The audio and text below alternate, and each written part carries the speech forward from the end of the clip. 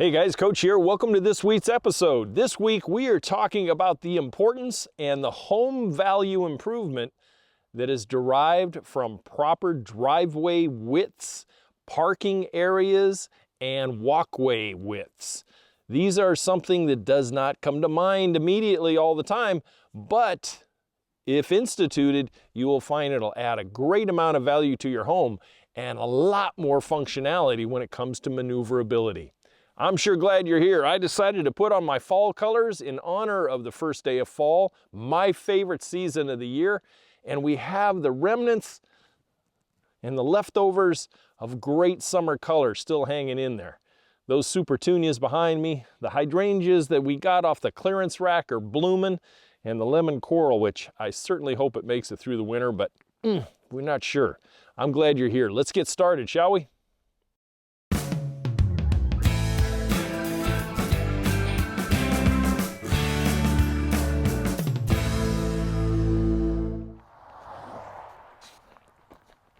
Hey, when you're paying attention to parking areas, driveway widths, and everything, it really all begins out at your public roadway where you actually enter your property.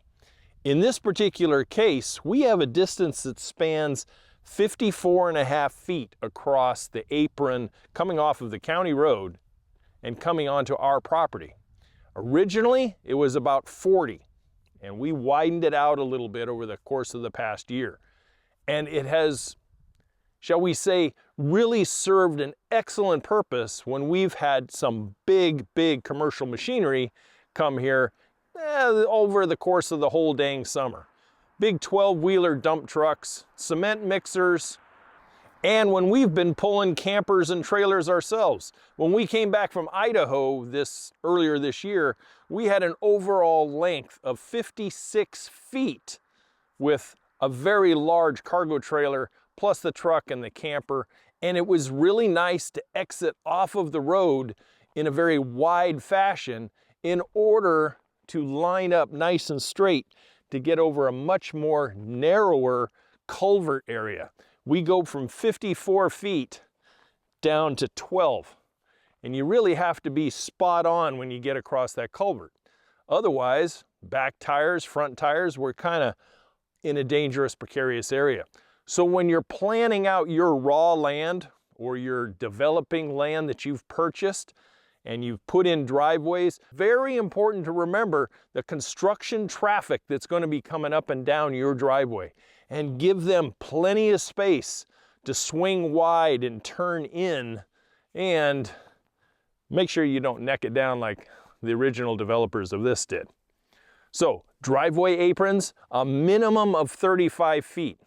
In our case, almost 55 feet, and it works out really well. Now, as far as driveway widths, there's also kind of some standards out there as well. Let's talk about that.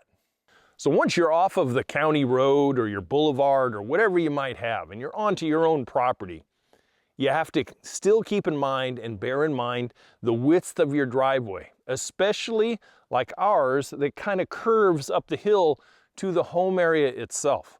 You want to have a minimum of 14 feet. If you can have 20 feet, probably the primo width of a good, solid residential gravel driveway. Or if you got the bucks and you want to pour it in concrete or pave it with hot top, tar.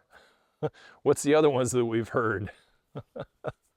Another thing that you really might consider is places along the driveway. If it's of length from our county road to our garage is 350 feet. So if you happen to have two vehicles going in opposite directions, it's nice to have a little bit of a bump out where one vehicle can get over out of the way and still allow the other vehicle to pass safely. So if you have, I've seen driveways that are 1,000 feet, 2,000 feet long, and instead of having those little narrow ribbons, it's nice to have that. We average about 15 feet as an average width of everything going up the hill. The widest is 18, the narrowest is 12. and it works out okay for one vehicle. But bumping it out where you give yourself an extra 8 feet, 10 feet or so, really becomes important for a couple of reasons. What if you had a breakdown? What if you had 2 cars? What if you had a big event and you needed to park things here and there that maybe didn't fit up around the house? It's good to have a little bit of a bump out. But as you can see behind me, since we do have kind of a curvature to the driveway, which really lends a lot of visual interest and also really enforces the visual privacy aspect, when you're coming off of your road, consider the placement of your dwelling and how the driveway is going to end up there. Not the start now. We're talking about how is it going to end at the house. When we had Weed Patch Ranch, many of the homeowners there had 2.5 acres like we did, but they never developed a driveway. This had dirt 2-track that went up to the garage, and there was no way to drive and navigate around the dwelling should you need to clear out the backyard and make a dump run. Should you need to have a patio poured. You know, you need a little bit of forethought in order to accomplish the goals that a residential dwelling is going to make upon you. And that all starts at being able to safely and functionally navigate to and then around your property. And I'll show you what I mean when we get up near the house.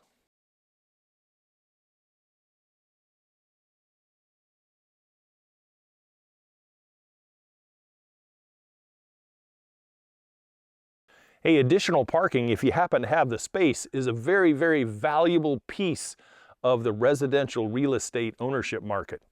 When you have additional parking, whether it be on the sides of your house or if you have a bigger piece of property, additional parking is extremely valuable. Places where you can unclutter your front driveway or your front yard.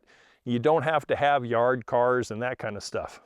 What we did here is we wanted to keep the house area nice and crisp and uncluttered look.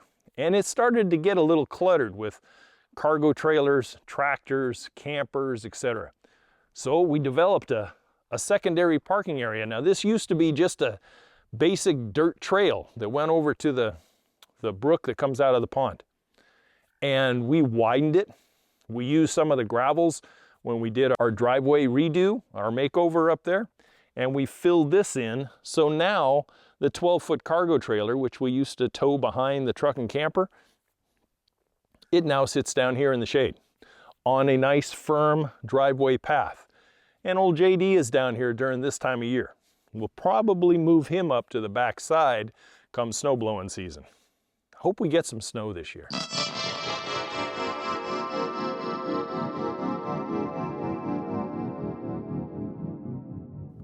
Anyway, secondary parking is a very valuable improvement that you can make to your place should you have the space.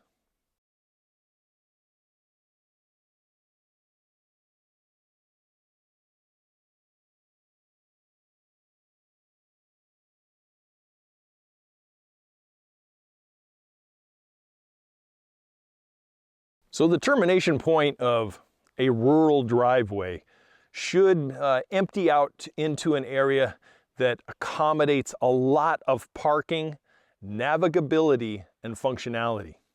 It was one of the primary reasons, not the number one reason, that was the brook, but the primary reason that we really were attracted to this place. Now we're up here in northern Maine. The house doesn't reflect a northern Maine cabin type of look, but the functionality of this whole area really makes it easy for turnaround, backing, parking, loading and unloading, and that is a primo value for us. Maybe it's not for you guys, but it should be, because in this particular case, from garage to lawn, I have 51 feet. For the camper that's behind the camera right now, which you'll see in a minute, we have 20 feet long and 16 feet wide. For the additional parking that we have up at the house, we have 20 feet wide by 42 feet long. And the secondary driveway on the other side of the boulder is 12.5 feet wide. Kind of narrow, but we were somewhat limited because of the boulder. It was going to cost a lot to move that thing. So we decided to highlight around it with landscaping and only use the driveway when necessary. For our big Ford dually crew cab pickup that carried the camper for many years, you really have to be careful backing and driving in that area. Real wide swings and then up into it. It works, it's just kind of narrow. And then on the other side, we have 20 feet that narrows down to 14 as you go along the back side of the house. So we have landscaping on the hillside. We now have landscaping against the garage, but we still have plenty of room if we had to bring the 12-foot cargo trailer or the 16-foot cargo trailer up in here and turn around. That is functionality. Functionality 101. Now, what happens if you're a resident of a development in the suburbs and maybe you're only on a 60-foot or a 65-foot wide by 110-foot deep home? I lived that way, so did Maestro for many years. Have you ever noticed that our cars have gotten bigger again and the driveways, both length and width, are only about 20 feet wide? And the garage doors are only about 16 feet wide, sometimes 18, but that's almost a custom request, unless you have a custom home.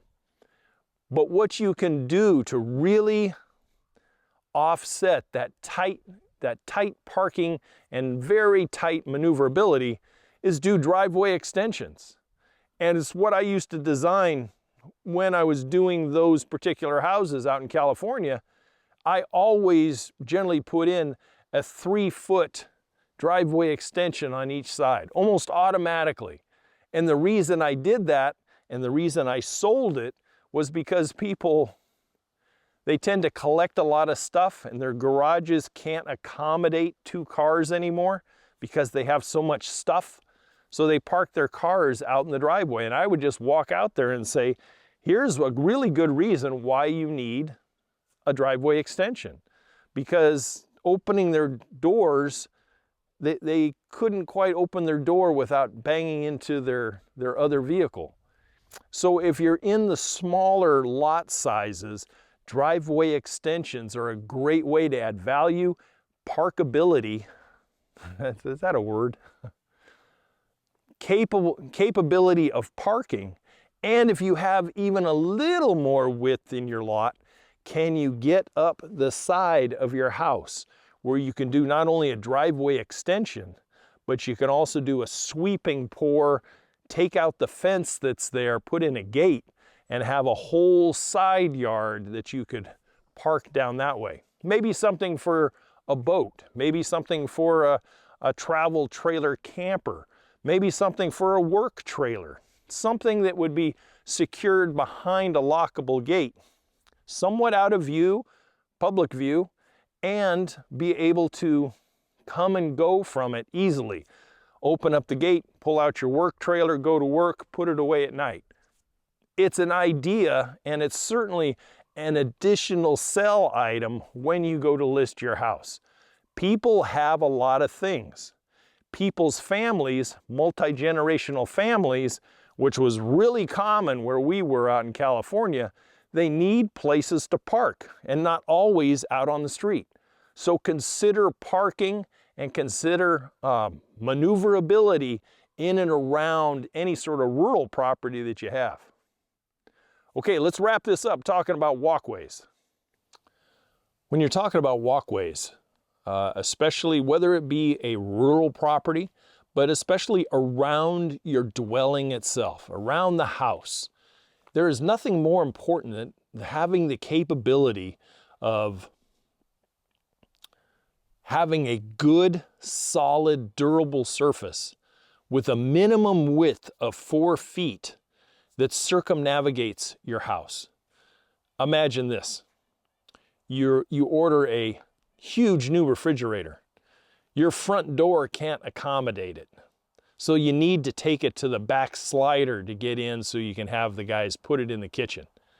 There's nothing more convenient and more safe than to be able to roll that big Bosch or Frigidaire or whatever on a nice 4-foot walkway through a gate around to the back patio and into that slider door. Very, very convenient. It's also very convenient for walking navigation. 4-foot walkways, minimum, are great for people to walk shoulder to shoulder, side by side. Anything less, you start to get cramped. If you get to 3-foot walkways, it's generally always one person in front of another single file, unless you're walking with a toddler. But for the most part, a 4-foot walkway is a good industry standard and practice to follow. Now, there's some lots out there, you may only have 5 or 6 feet on your narrow side yard. And that's okay, because 5 or 6 feet, it doesn't really matter anyway. Why not gravel it in or pave it in and maybe have a little 12-inch strip along the fence so that you can maintain fence posts, or you can put containers against the post and have a shade garden, or you can put arbor structures up with a little bit of lattice on top and run some shady vine up there like star jasmine or violet trumpet vine or anything that'll climb fast up into the sunshine.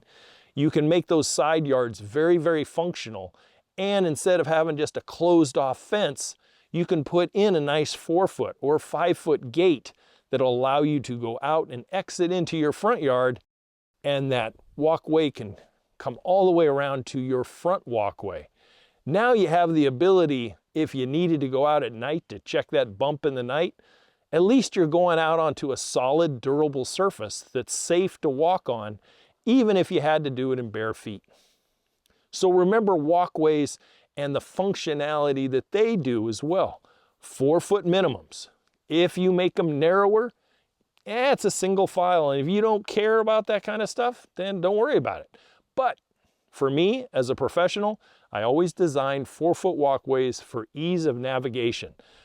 6-foot walkways if I'm going from the driveway to the front door. Another thing that's a big plus in the smaller residential suburb lots is having a walkway that goes off of your front door walkway, down through the landscape and to the sidewalk or to the street. Most of the time, a car or two is sitting in the main driveway. So people have to park out on the street to come visit you. Well, rather than walking up in between your cars, they have a nice personal walkway to walk up through your landscape, whether it be trees and lawn or perennials and bushes and shrubs. Number one, it's a much more pleasant walk. And number two, they're not walking in between your cars, which can sometimes result in, jacket zippers or purses hitting the side of your car and little scratches occur. So giving them a personal walkway space for visitors and deliveries, etc., is a bueno way to really accentuate a front yard and also give additional navigation and ability to transition from a front door out to the street. Much easier. So let's review real quick. We're talking about driveway aprons, a minimum of 35, driveway widths, a minimum of 14, bunch that thing out to about 20 feet, it'll even be better. And remember the parking area and the ability to navigate around your dwelling for functionality long-term, also sellability. Hey, I hope you got something from this. If you did, please give me a thumbs up and a like. I hope I've earned a subscribe from you. And if you have any questions regarding this topic or any landscape-related topic, please drop me a note at my email, youryardcoach@gmail.com. Please don't forget about the website, youryardcoach.com, where I bring you some great services and products that really can help the DIYer and you tackle landscape projects, both easy, medium, and big as well. Hey, I'd like to say a special thanks to Roger out in Kansas, who reached out to me regarding irrigation design. We may be taking a trip here pretty soon to design out an irrigation system for over 8 acres. So we may be doing that very soon when we're going to take you along for the ride. Hey, I'll catch you guys next week. As always, to your landscape success, thank you very much, and I'll see you next week. Goodbye for now.